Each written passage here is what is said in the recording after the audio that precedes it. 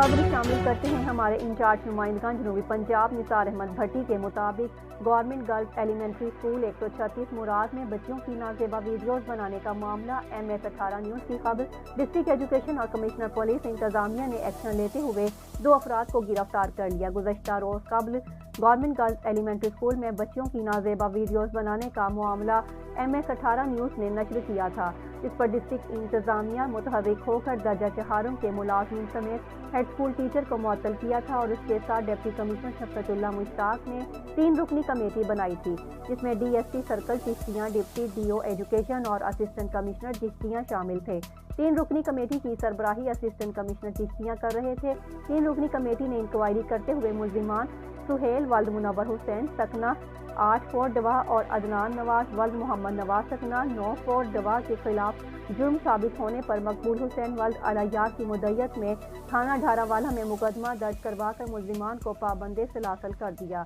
जबकि 136 मुराद ने डिस्ट्रिक्ट इंतजामिया समेत जिला प्रेस क्लब के नायब सदर MS18 न्यूज़ के इंचार्ज नुमाइंदगान जनूबी पंजाब निसार अहमद भट्टी का शुक्रिया अदा किया।